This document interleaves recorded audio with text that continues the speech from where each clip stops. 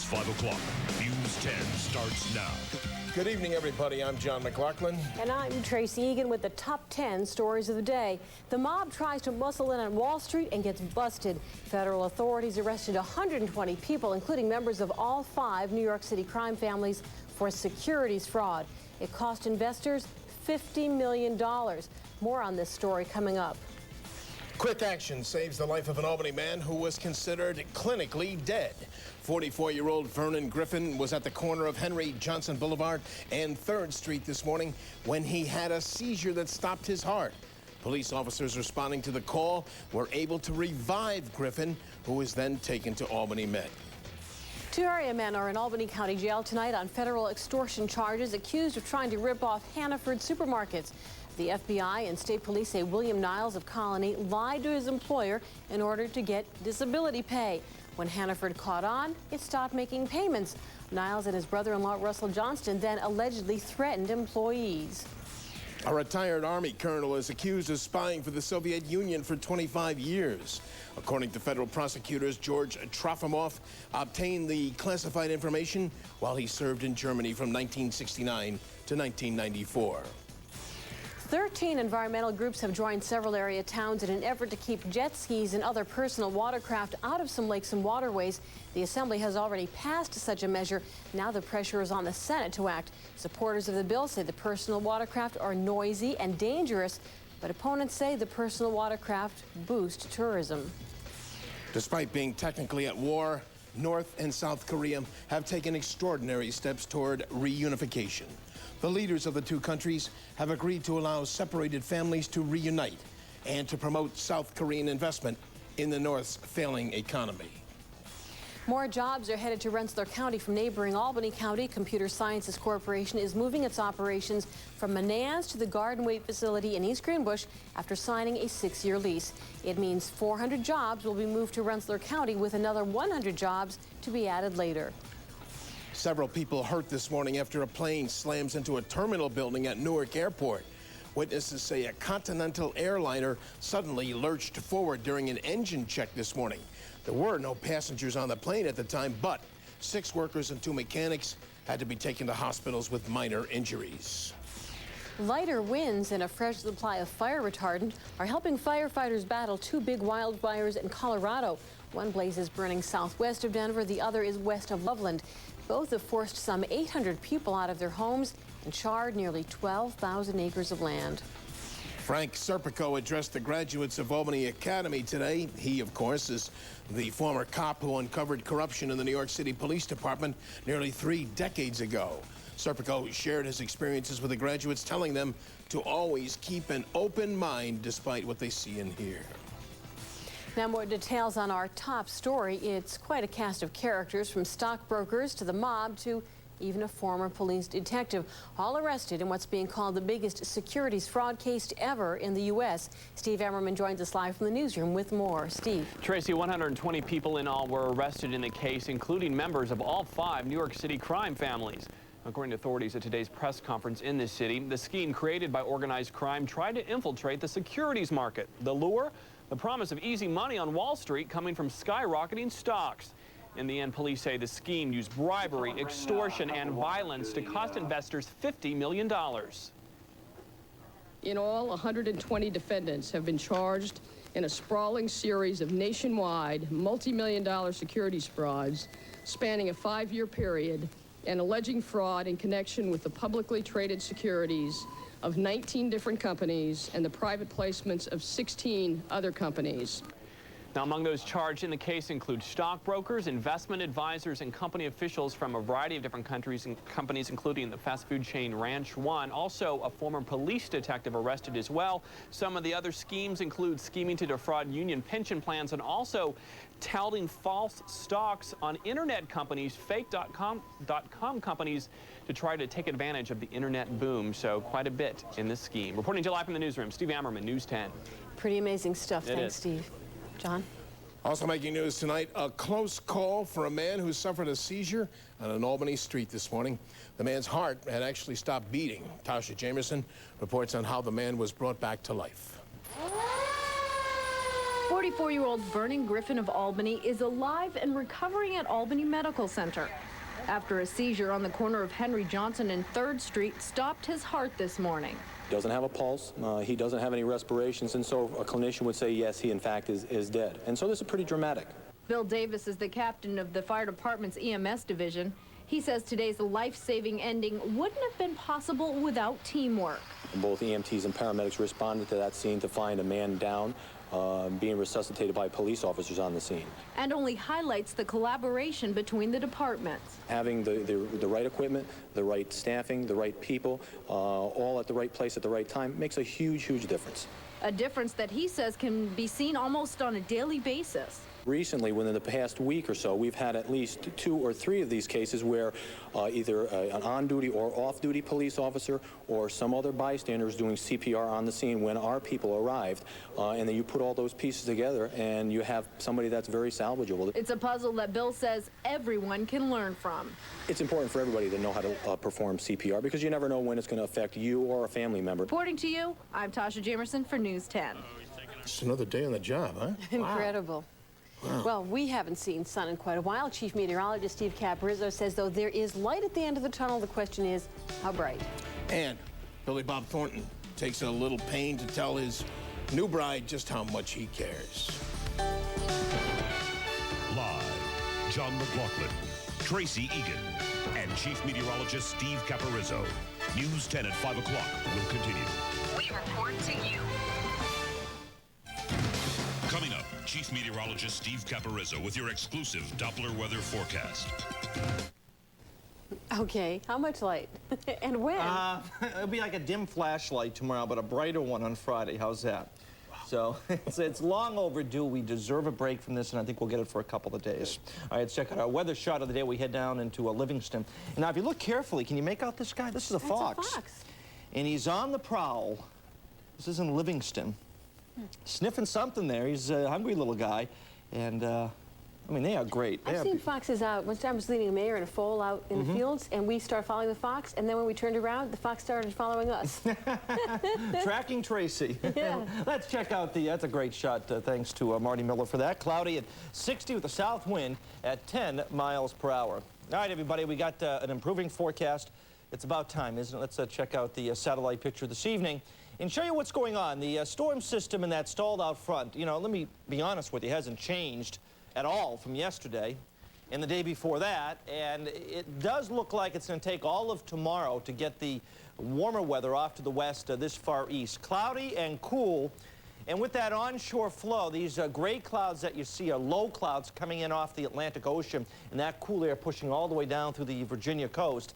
By contrast, near 90 in parts of western Pennsylvania and Ohio today, and that's firing up some pretty nasty showers and some thunderstorms. On the severe weather radar, notice to the west of us, we have these boxes, yellow boxes, that indicates the threat of severe and damaging thunderstorms tonight. Many thunderstorms around Detroit, west of Cleveland tonight. And there were a couple in western New York, up near north of Buffalo, where temperatures right now are in the 80s. So it's in the 80s in Buffalo, and only 60 here in Albany, 54 Pittsfield, 58 at Bennington, Glens Falls, 58, Schenectady at 59. The farther west you go, the warmer the weather is today. The further east you go, the cooler it is, with temperatures in the 50s across most of New England.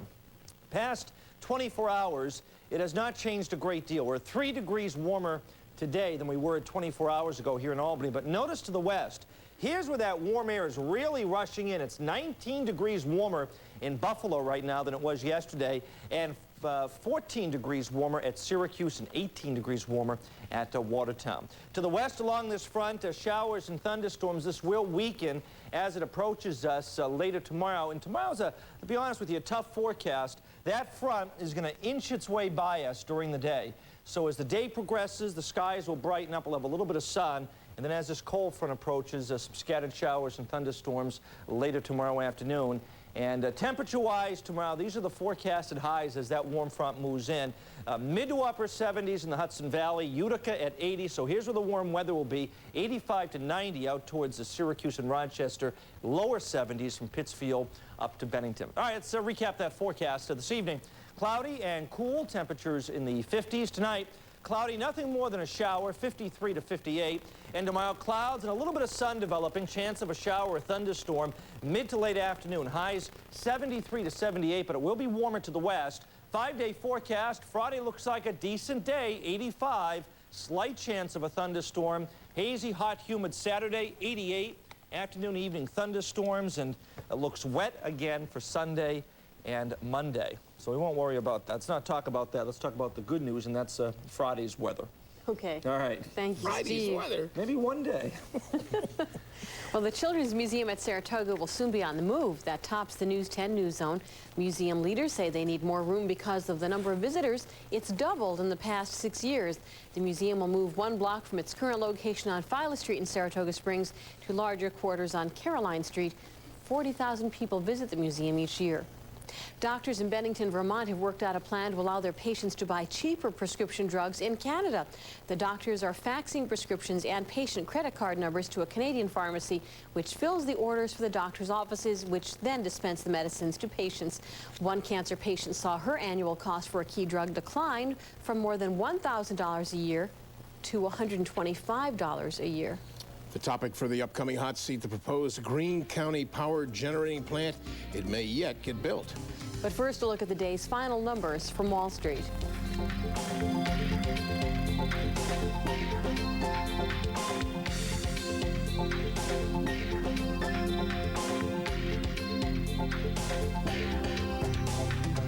News 10 is sponsored by State Farm Insurance. Question, answer, getting right to the point. Newsmakers in the know on the hot seat. Well, to the dismay of opponents and, of course, to the delight of proponents, the state has removed one of the few remaining obstacles to the construction of a natural gas-fired plant in the Greene County town of Athens. If built, it would be one of the nation's largest. And that brings us to our hot seat guest tonight, Carol Murphy, Executive Director of the Independent Power Producers of New York. That's a trade organization whose members represent 64% of the state's electricity generation. Ms. Murphy, thanks for coming in tonight. I don't have to tell you there were a lot of opponents who, over the past 2.5 years, have been trying to put up stumbling blocks to this because they felt very strongly that this would hurt their area. What do you tell those folks now that it appears that you're going to be able to, PG&E is going to be able to go forward with this? Well, I think that this is a success for New York State. And it is a success because we desperately need new electricity. And it should come from cleaner sources like the Athens Power Project. And I think what we have to look at in weighing the needs of the state for new electricity and weighing the environmental concerns. And certainly the State Siting Board did that. Well, one of the ENCON department at one point said that they could not take as much water out of the river, so it's not as reliant on the river as it once was. Why could they not have built the plant away from the river more so? I think that a lot of people don't realize in this deregulated electricity environment we have now that the location of a plant is very important. You have to look at where the transmission lines are, whether if you're using natural gas, if there's a natural gas pipeline nearby. You need water, whether it's from a river, wastewater from a treatment plant, or municipal water. Where you are in terms of serving load, whether it's a city like Albany or selling into the downstate area. Tell us who's going to get this power that you're going to generate. The power will be primarily sold in New York State, and it will also, I believe, in terms of selling it in the state, primarily go from the Albany area also down into the Westchester County area. And do we know what it's going to do to the electric rates for everybody else in New York State? Will it lower our rates any? That is what electricity deregulation and competition is supposed to do. And certainly these new plants are very efficient, very clean, and can produce it at a cheap rate. From the newspaper article, I know that there are about 16 more of these plants that are online in the pipeline, so to speak. What impact is that going to have on our power generation, and what impact is it going to have on opponents?